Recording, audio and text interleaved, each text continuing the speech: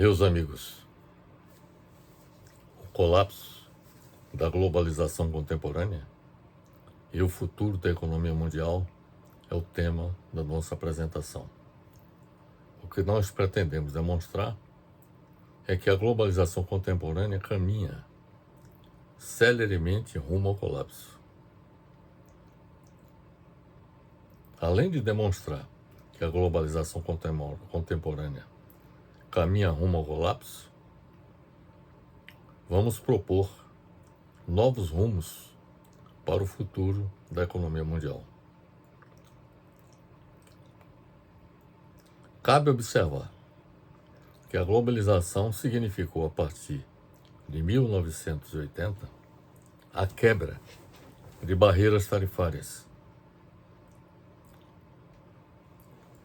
cotas e outras restrições comerciais, permitindo assim que as empresas multinacionais operassem livremente e transferissem os seus investimentos para áreas de mão de obra barata, com a finalidade de aumentar sua lucratividade. O pressuposto desta medida foi o de que isso levaria à expansão global e ao desenvolvimento harmonioso das forças produtivas e ao crescimento dos recursos do mundo, que de fato não aconteceu. Os sinais do colapso da globalização econômica e financeira contemporânea já estavam se apresentando a partir de 2010, quando a relação entre as exportações mundiais,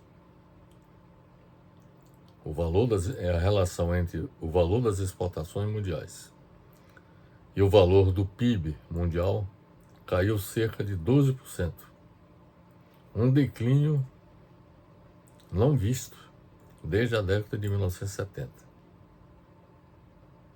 Nós vamos lhes mostrar uma figura em que se pode observar que as exportações mundiais cresceram de 1870 a 1914, decaíram entre 1914 e 1945, ou seja, entre as guerras mundiais, entre a Primeira e a Segunda Guerra Mundial, e retomaram o crescimento de 1945 a 2008. A partir de 2008, quando houve a grande crise de recessão nos Estados Unidos, que se espraiou pelo mundo, as exportações mundiais passaram a apresentar declínio, com a queda na relação entre o valor das exportações mundiais e o produto mundial bruto. Vou lhes mostrar aqui nessa figura a relação entre as exportações totais e o PIB, que vocês podem observar claramente que, por exemplo, no período 1870-1914, a relação entre as exportações totais e o PIB mundial variou de 20% a 30%.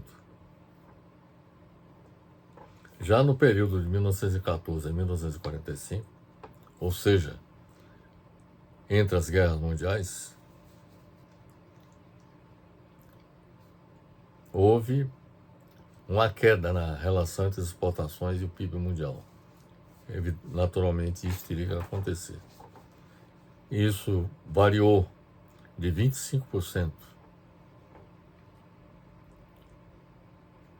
Essa relação variou de 25% para 15%. Houve uma queda de 25% para 15%.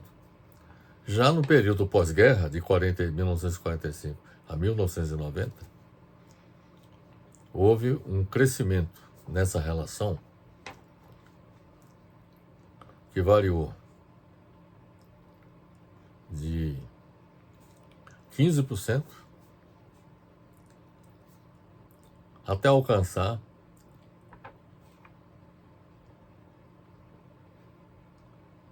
40% a relação entre o valor das exportações e o PIB mundial. Quer dizer, foi o maior valor alcançado nesse período, de 1945 a 1980. Foi o período da grande retomada.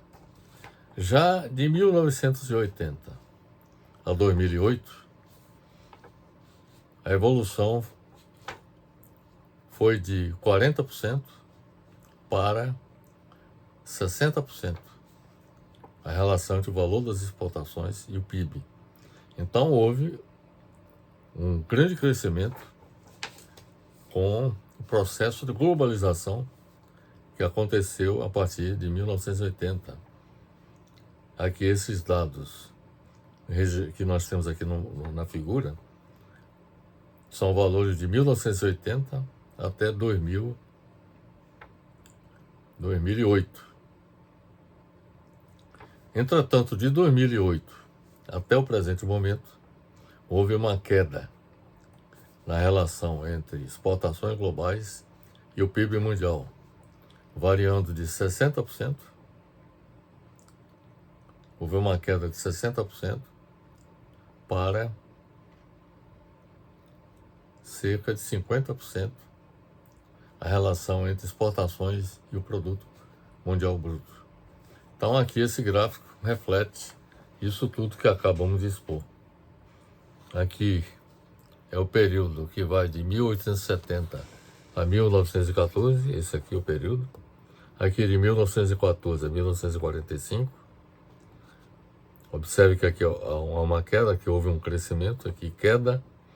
Depois, no pós-guerra, houve um crescimento até 1980. De 1980 até 2008 também houve um crescimento. Já a partir de 2008 passou a haver uma queda na relação entre exportações e produto mundial bruto.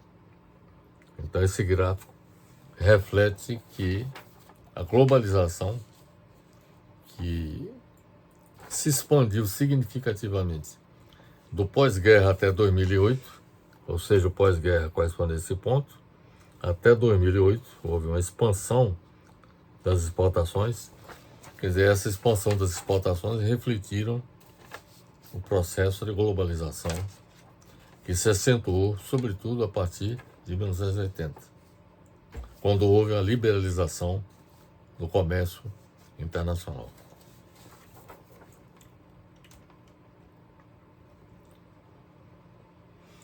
Bem, a tendência de colapso da globalização econômica e financeira é demonstrada não apenas pela queda na relação entre as exportações mundiais e o PIB mundial, mas também em consequência da queda da taxa de lucratividade global, que nós vamos mostrar na próxima figura. Nesta figura, nós temos aqui a taxa de lucro média dos países do G20, que são os países os 20 países mais desenvolvidos do planeta. Inclusive o Brasil está incluído entre esses países. Nessa figura, nós temos aqui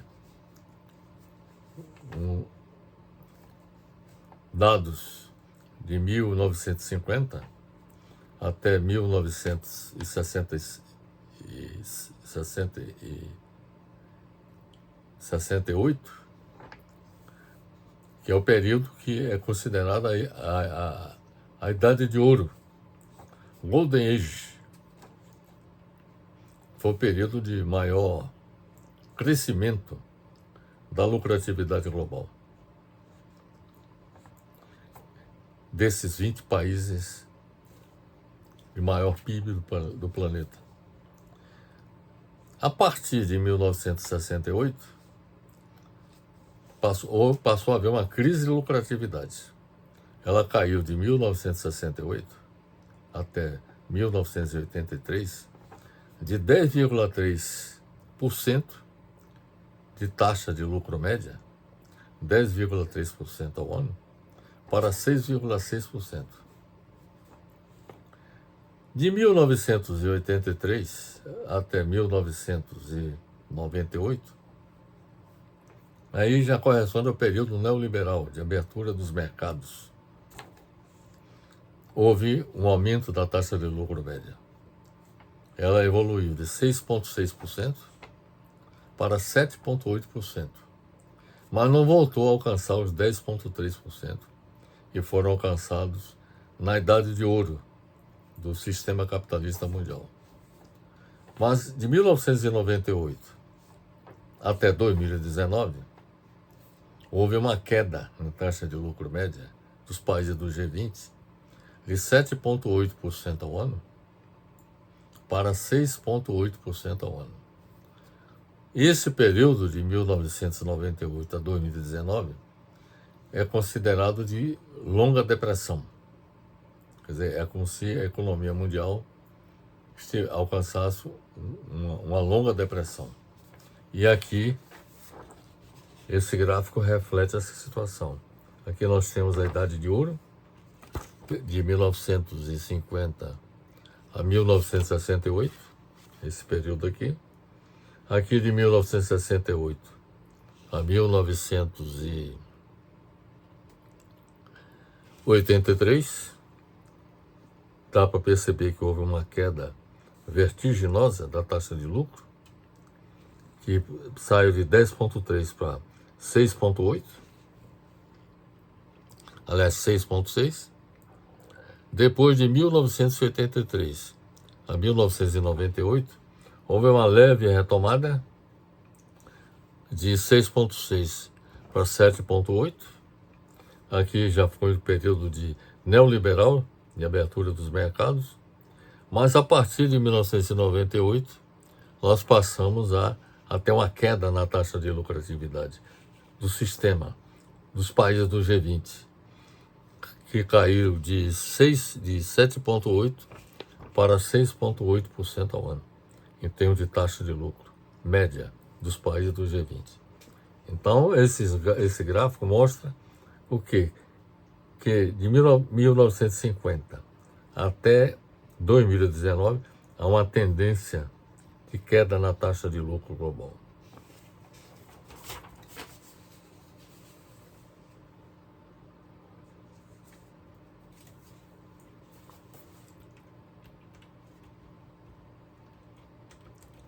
Bem, tem um economista chamado Michael Roberts.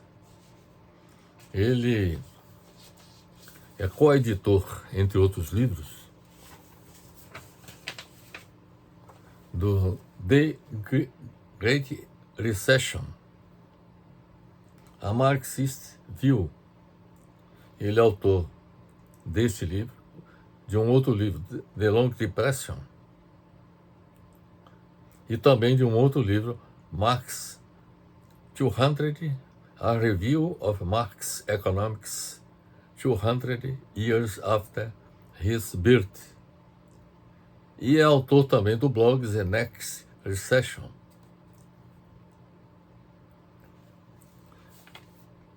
Quem desejar ter acesso a esse blog, pode consultar o site thenextrecession.wordpress.com. Michael Roberts afirmou em artigo que ele publicou, cujo título em português é Acabou o Impulso da Globalização. Isso está disponível no site aterraredonda.com.br. Neste site ele afirma que a última onda de globalização começou a diminuir pouco antes do início dos anos 2000. Quando a lucratividade global passou a recuar, tal como mostra a figura 2, que nós já apresentamos. Essa figura aqui. Quer dizer, essa figura aqui foi elaborada pelo economista Michael Roberts. Nele, ele afirma que a lucratividade global passou a recuar, e isso está bastante claro, que a lucratividade global apresenta quedas que acontecem desde 1968, esse período aqui,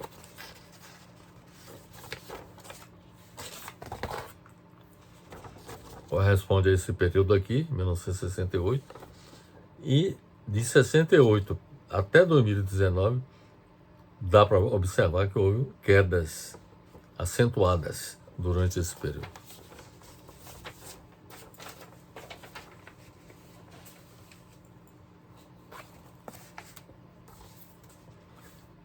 Eu gostaria de lhes informar o seguinte, que os países do G20 são os países da União Europeia, além da Argentina, Austrália, Brasil, Canadá, China, França, Alemanha, Índia, Indonésia, Itália, Japão, República da Coreia, México, Rússia, Arábia Saudita, África do Sul, Turquia, Reino Unido e Estados Unidos. Então, esses são os países do G20. E aquele gráfico que nós lhes mostramos reflete o crescimento, a queda da taxa de lucro dos países do G20. Michael Roberts, o economista Michael Roberts, afirma no seu artigo, que eu lhes falei há pouco, acabou o impulso da globalização. Ele afirma que na década de 1990, o comércio mundial cresceu 6,2% ao ano. Isso na década de 1990. O investimento direto estrangeiro, IDE, aumentou 15,3% ao ano. E o PIB global se elevou em 3,8% ao ano. Esse período, a década de 90, corresponde ao período neoliberal, de abertura nos mercados. Mas na longa depressão da década de 2010, ele considera que a partir de 2010, o sistema capitalista mundial enfrenta uma longa depressão, que corresponde a este período aqui, mostrado no gráfico. Aqui corresponde à longa depressão do sistema, né?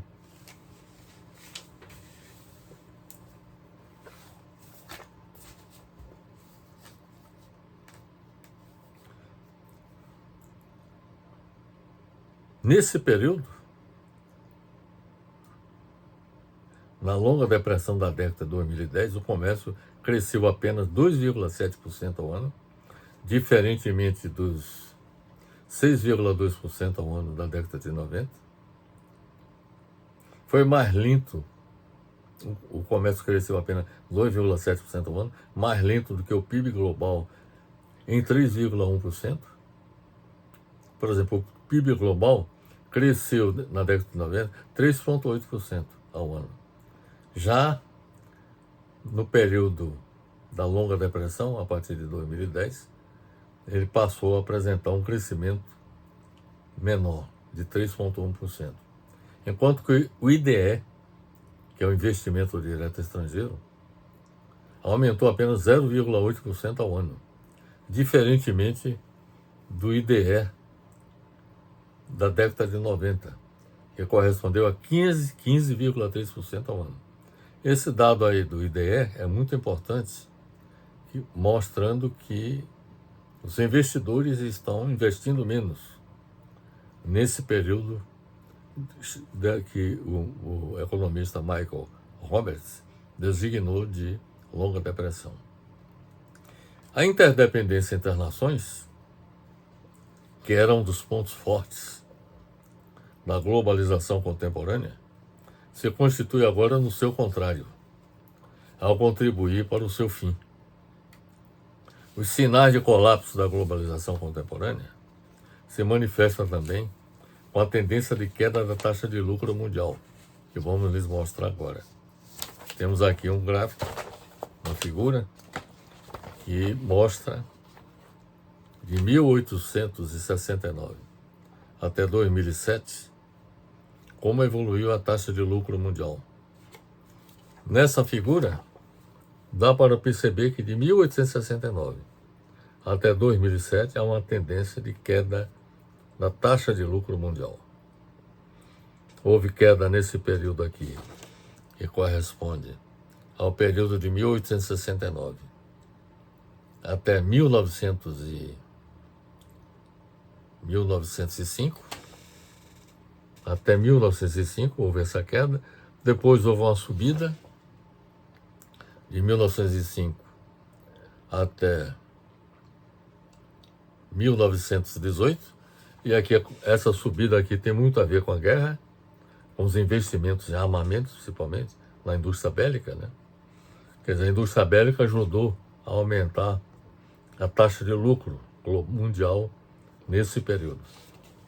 Depois de 1918, aí passou a haver uma queda que evoluiu até 1935.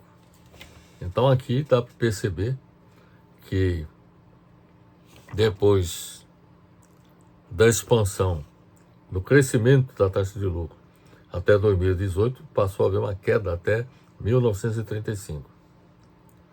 E essa queda em 1935 tem muito a ver com a crise na Bolsa de Nova York, a Grande Depressão de 1929, que contribuiu para afundar a economia mundial.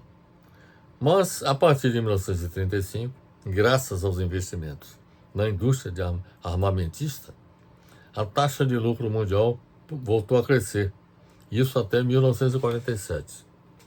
Então aqui, por exemplo, em 1935, cresceu até 1947, graças aos investimentos na guerra.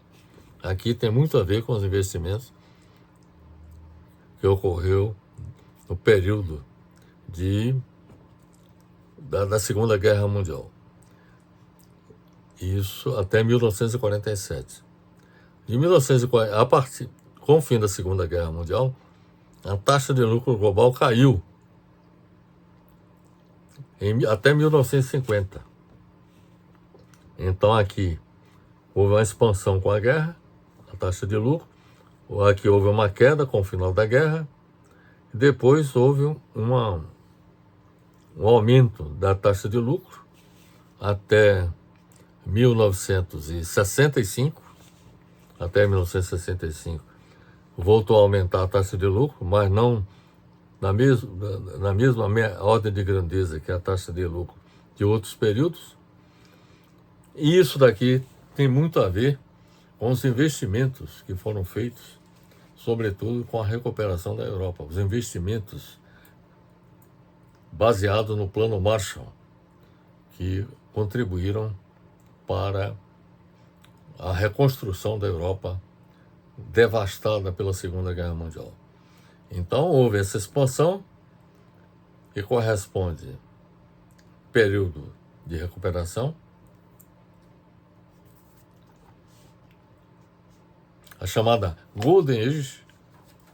Quer dizer, esse período aqui é chamado de Golden Age, mas a partir de 1965 passou a haver uma crise de lucratividades, passou a haver uma queda na lucratividade, que caiu de 1965 a 1983.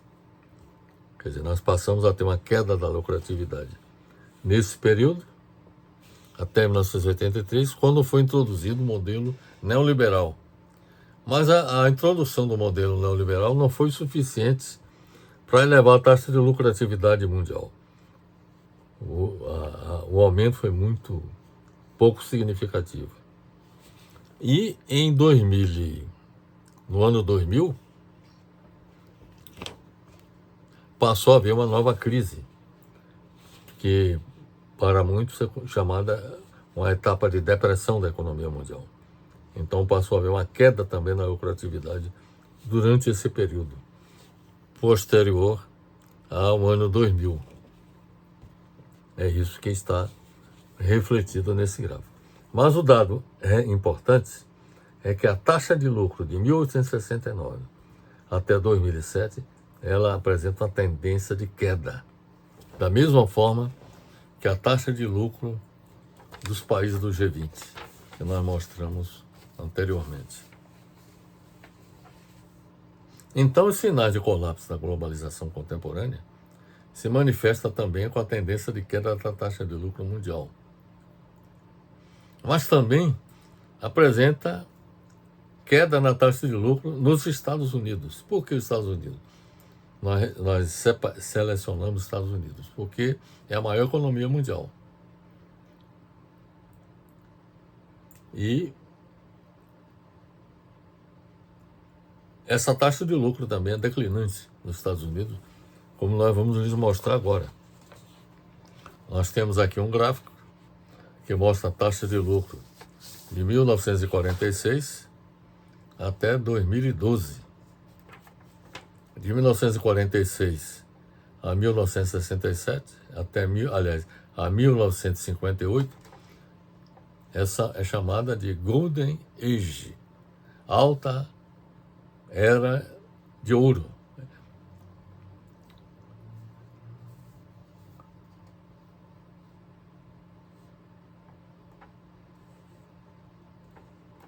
Depois nós tivemos de 1967 a 1982 uma crise de lucratividades na economia dos Estados Unidos. De 1982 até 1997, houve a chamada recuperação neoliberal, houve uma subida da taxa de lucro.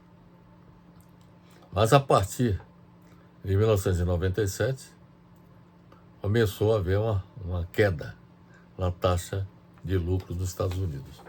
Então esse gráfico reflete muito bem isso que há pouco nós acabamos de expor. E um fato também relevante é que a taxa de lucro nos Estados Unidos é declinante também, tem sido declinante ao longo do tempo.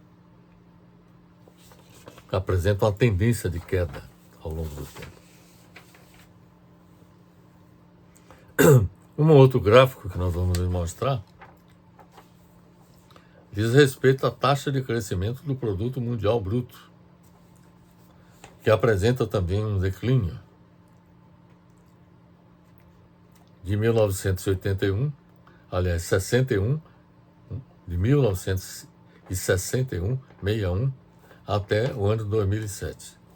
Então, essa figura aqui deixa bastante claro a tendência declinante na taxa de crescimento da economia mundial. De 1961 até 2007. E essa curva que está aqui mostrando, mostra, digamos assim, o incremento dos investimentos no sistema financeiro. Aqui, essa curva mostra os chamados derivativos, que são os investimentos na especulação financeira realizada. O incremento da especulação financeira resulta do fato de que os investimentos no setor produtivo já não apresentavam lucratividade conforme os gráficos que nós mostramos anteriormente apresentaram. Isso se reflete na taxa de crescimento do produto bruto mundial, que na medida em que a lucratividade decresce, quer dizer, isso impacta sobre o crescimento da economia. Muitos investidores deixam de investir, muitas empresas fecham suas portas por conta da queda da lucratividade. E aqueles dados que nós mostramos são valores médios em termos de lucratividade. De modo que, no bojo daqueles dados todos que nós apresentamos, nós temos ali reflete o sucesso de muitas empresas, mas também reflete o declínio de muitas empresas que desapareceram ao longo do processo. Mas a taxa de crescimento do produto mundial bruto também mostra uma tendência declinante ao longo do tempo.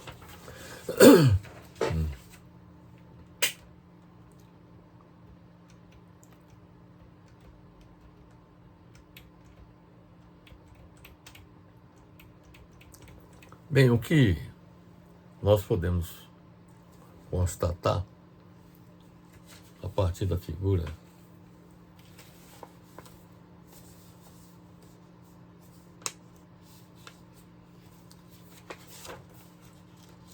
a partir da taxa de lucro mundial,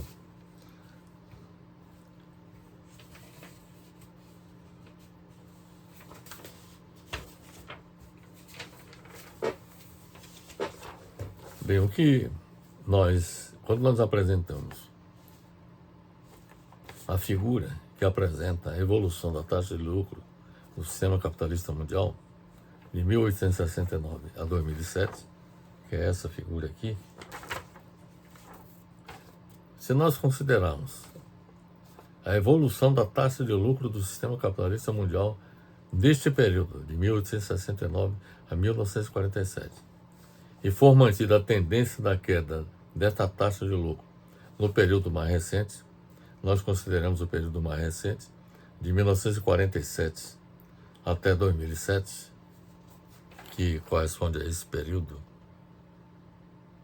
aqui, nós consideramos esse período aqui como tendência de queda, ao invés de considerar todo o período de 1869 até 2007. Evidentemente que se nós consideramos o período mais recente, nós levamos em conta forças econômicas mais recentes e, por isso, mais determinantes de uma tendência de crescimento ou de queda. Foi por isso que nós elegemos de 1947 até 2007. Porque de 1947 a 2007 corresponde ao período pós-guerra, após a Segunda Guerra Mundial, que é o período mais recente de evolução da economia capitalista mundial. Então, se for mantida essa tendência, a taxa de lucro do sistema capitalista mundial tenderia para o valor igual a zero em 2037. Se nós projetarmos essa curva, essa tendência para frente, a taxa de lucro alcançará o valor zero em 2037. Esse valor nós obtivemos utilizando o método dos mínimos quadrados da estatística. Se nós considerarmos a figura 4, que apresenta a taxa de lucro nos Estados Unidos, essa figura que aqui está, nós já lhes mostramos, projetando para frente, utilizando o método dos mínimos quadrados, nós chegamos à conclusão de que essa taxa de lucro nos Estados Unidos alcançará o valor zero em 2043. Então, observe que, fazendo o cálculo para a taxa de lucro mundial, nós chegamos a 2037. Considerando só os Estados Unidos, a taxa de lucro dos Estados Unidos, chegaria a zero em 2043. E se nós considerarmos a evolução do produto mundial bruto, a taxa de crescimento do produto mundial bruto, que é isso aqui, e projetando para o futuro, utilizando o método dos mínimos quadrados, nós vamos alcançar o valor zero em 2053. Bem, o que nós podemos concluir no que acabamos de expor é que o sistema capitalista mundial ficaria inviabilizado em meados do século XXI, ou seja, 2037, 2043 ou 2053. Ou seja, entre 2037 e 2053, o sistema capitalista mundial ficaria inviabilizado porque as taxas de lucro e de crescimento da economia alcançariam o valor zero. Porque, na medida que isso acontece, cessaria o processo de acumulação de capital, com as taxas de lucro global de crescimento da economia mundial alcançando o valor zero. A tendência decrescente das taxas de lucro no sistema capitalista mundial mostra o caráter histórico, transitório do modo de produção capitalista e o conflito que se estabelece com as possibilidades de continuar seu desenvolvimento. Assim, as bases da teoria de Karl Marx apresentadas em sua obra O Capital estão sendo confirmadas. Karl Marx previu, e isso está escrito em sua obra O Capital, que a taxa de lucro tenderá a cair no longo prazo, década após década. Isso está demonstrado naquelas figuras que nós apresentamos. Não só haverá altos e baixos em cada ciclo de boom e crise. Então, naqueles gráficos, nós mostramos altos e baixos, ou seja, época de prosperidade e de crise no sistema. E isso Karl Marx previu, que aconteceria ao longo prazo, década após década. Mas que haveria uma tendência à queda no longo prazo, tornando cada boom mais curto, ou seja, cada momento de prosperidade mais curto e cada queda mais profunda, que é o que está acontecendo. Pode-se afirmar, meus amigos, que a globalização econômica e financeira e o livre comércio trouxeram ganhos para poucas empresas e poucos países e suas populações. As corporações transnacionais transferiram suas atividades para áreas em que a mão de obra era mais barata e adotaram novas tecnologias que exigem menos mão de obra na luta pela lucratividade. Em vez de um desenvolvimento harmonioso e igualitário, a globalização contemporânea aumentou a desigualdade de riqueza e renda, tanto entre as nações quanto dentro delas. Sob a livre circulação de capitais pertencentes às empresas transnacionais, assim como sobre o livre comércio sem tarifas e restrições, os grandes capitais mais eficientes triunfaram, às custas dos mais fracos e ineficientes. Em consequência, os trabalhadores desses últimos setores foram também atingidos. Com o colapso da globalização, é pouco provável que o capitalismo ganhe um novo sopro de vida, baseado em lucratividade crescente. Nós mostramos que a lucratividade não é crescente, é declinante. É improvável que o capitalismo retome a lucratividade no passado, diante da perspectiva de aprofundamento da crise atual e também de mais guerra no futuro, que foi no século XX, digo melhor, a forma que o capitalismo encontrou de se safar dos períodos de quedas das taxas de lucratividade no capital. É inevitável, portanto, o colapso da globalização econômica e financeira. Diante do fracasso e do colapso da globalização contemporânea, urge edificar uma nova globalização. E aí eu proponho que seja com keynesianismo global e o governo mundial para ordenar a economia mundial. Repito, urge edificar uma nova globalização com o keynesianismo global, que eu vou explicar o que é que seria esse keynesianismo global, e também a existência de um governo mundial, que não existe, para ordenar a economia mundial. A política econômica keynesiana, aí eu faço uma observação, ela já foi adotada em cada país no século XX. O que eu estou propondo é que essa política econômica keynesiana seja adotada em cada país e globalmente. O keynesianismo fracassou no século XX porque só foi adotado nos níveis de cada país. Não havia, digamos assim, o keynesianismo global, que é o que eu estou propondo.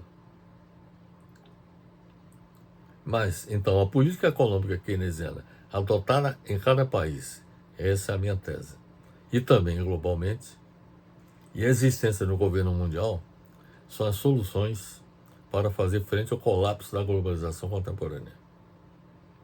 e eliminar o caos que caracteriza a economia mundial.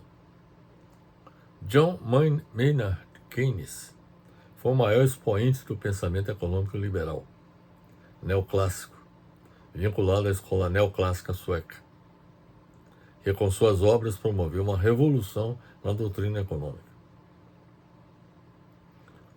opondo-se principalmente ao pensamento marxista e ao pensamento liberal clássico. Sua obra principal foi a Teoria Geral do Emprego, do Juro e da Moeda, lançada em 1936.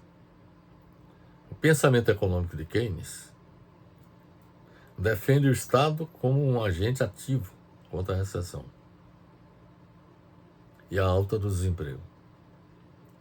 Por exigir um governo maior como decisor da economia de um país, o keynesianismo se posicionou contra o pensamento liberal clássico e as doutrinas e as demais escolas de pensamento liberal neoclássico que defendem um Estado o menor possível.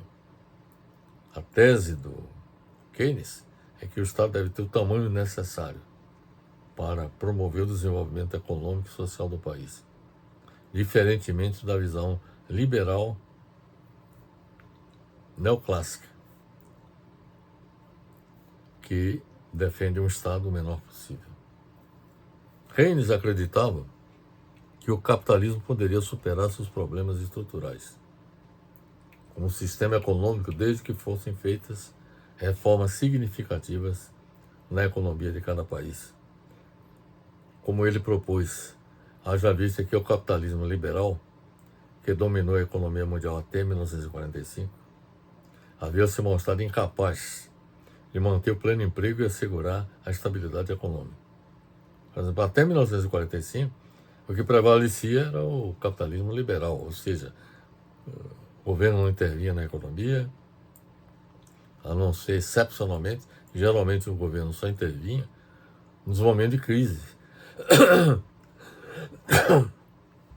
de depressão, como aconteceu em 1873 e 1929.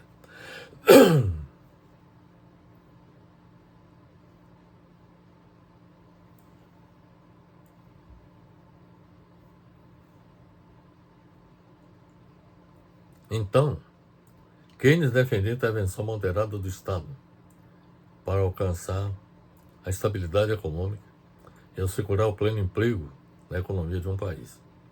Keynes afirmava que compete ao Estado incentivar o aumento dos meios de produção e boa remuneração dos detentores do capital. O pensamento keynesiano deixou algumas tendências que prevalecem até hoje no atual sistema econômico. Dentre as principais, a utilização de modelos macroeconômicos, o intervencionismo estatal moderado e o uso da matemática na ciência econômica. Foi Keynes que introduziu o uso da matemática na ciência econômica. O liberalismo neoclássico foi bem sucedido com o keynesianismo após a Segunda Guerra Mundial. Então, aquela figura em que eu mostrei a expansão da lucratividade do capital a partir da Segunda Guerra Mundial até 1965, essa expansão que está refletida aqui nesse gráfico,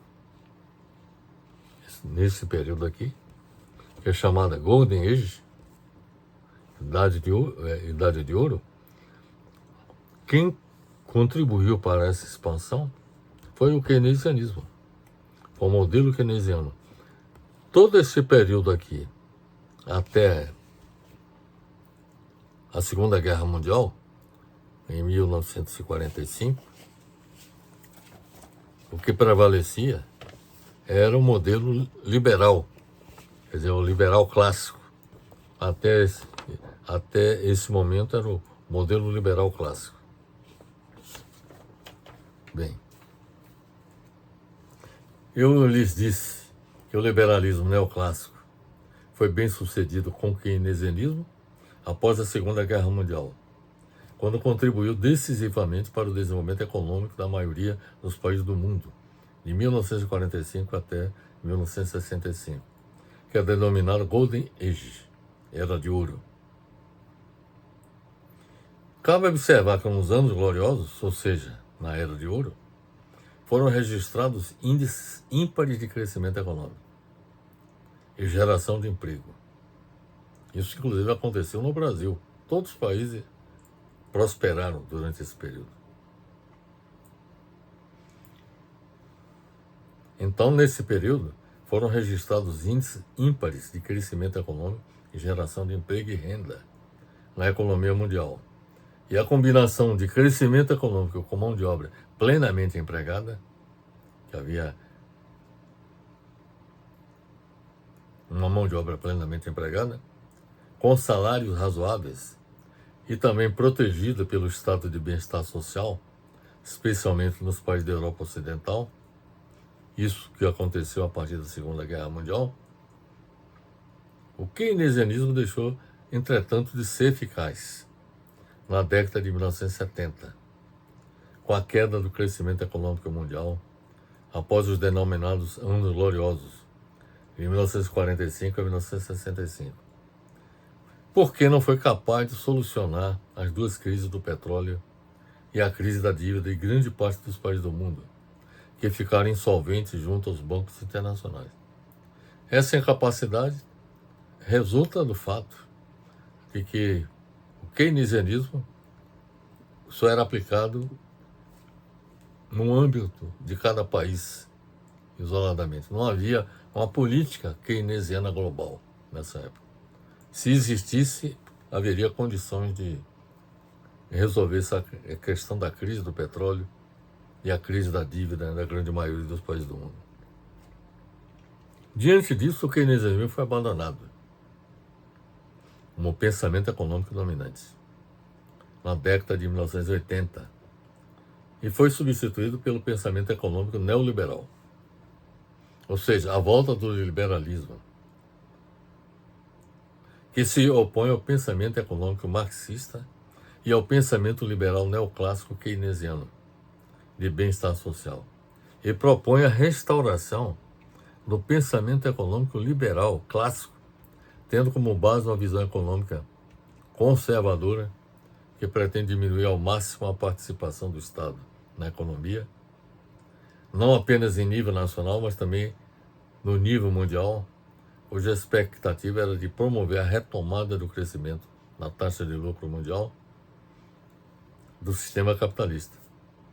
No entanto, o neoliberalismo, que substituiu o keynesianismo, fracassou também, porque a taxa de lucro mundial e o crescimento econômico mundial continuaram em declínio, não impedindo a eclosão da crise mundial de 2008, e o caos se estabeleceu na economia mundial graças à ausência de regulamentação econômica e financeira global. Então, se vocês observarem nesse gráfico da taxa de lucro mundial, vão perceber que, por exemplo, de 1947 a 65, houve a adoção do keynesianismo nesse período. Já nesse período aqui,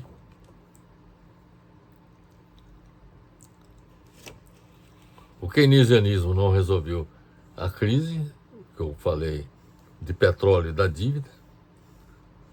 Então a taxa de lucratividade caiu. E aí, a partir de 1980, passou-se a adotar o modelo neoliberal, que apesar de ter sido um leve crescimento durante de 1983 até o ano 2000, houve um pequeno crescimento, voltou a apresentar uma crise a partir de 2007. E aí nós tivemos a grande recessão de 2008, que foi resultante exatamente da adoção do modelo neoliberal. Então a adoção do modelo liberal também fracassou na solução do problema. Então o keynesianismo adotado só apenas nos países não resolveu o problema, nem o neoliberalismo adotado globalmente resolveu o problema. Diante do fracasso do neoliberalismo e de sua incapacidade de lidar com a crise global do capitalismo, o keynesianismo poderia ser a solução desde que ele fosse aplicado em cada país e globalmente. Isto é, ele operaria no planejamento econômico, não apenas ao nível nacional, para obter estabilidade econômica e o pleno emprego dos fatores em cada país, mas também ao nível mundial, para eliminar o caos econômico global que predomina atualmente, com o neoliberalismo. O keynesianismo deveria ser adotado também ao nível planetário, visando assegurar a estabilidade econômica e o pleno emprego dos fatores globalmente. Com o keynesianismo em cada país e globalmente, haveria a coordenação de políticas econômicas keynesianas em nível planetário, que só poderia ser realizada com a existência de um governo mundial. Esse é um ponto que eu considero central. Sem governo mundial não é possível o keynesianismo global. Esta seria a forma de obter a estabilidade da economia mundial para eliminar o caos que caracteriza a globalização neoliberal dominante atualmente em todo o mundo.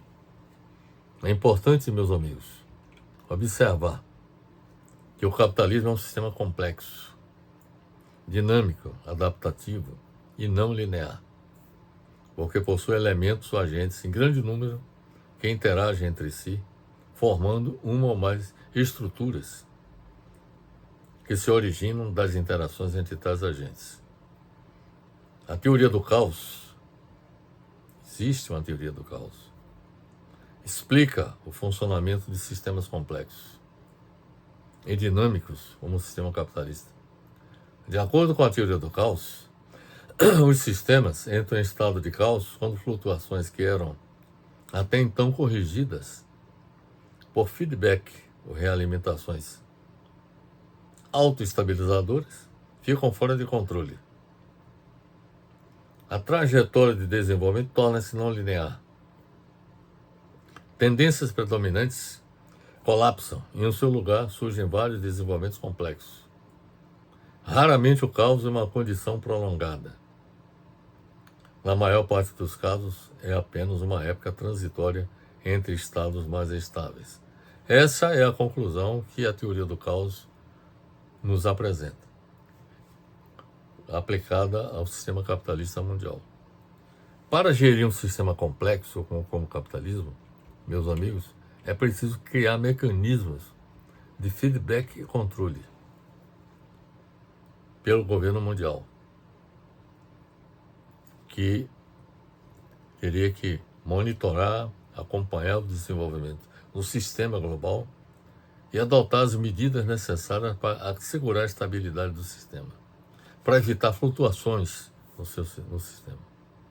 Com o keynesianismo global adotado no planejamento da economia mundial e a existência de um governo mundial, seria possível eliminar o caos. É isso que eu queria deixar bem claro.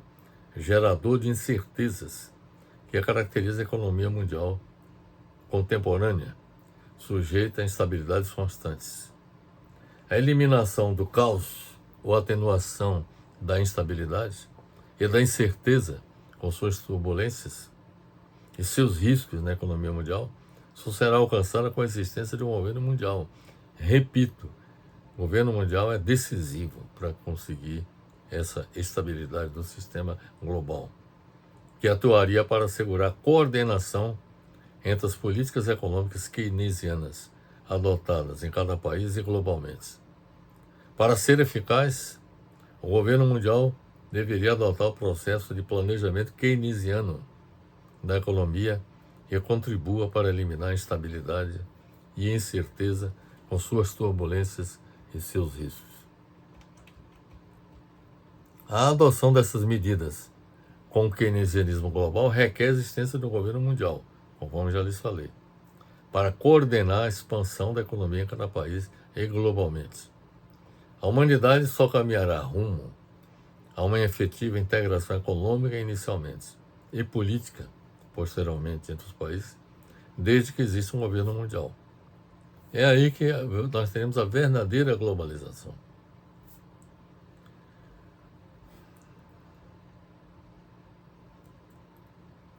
E com o governo mundial.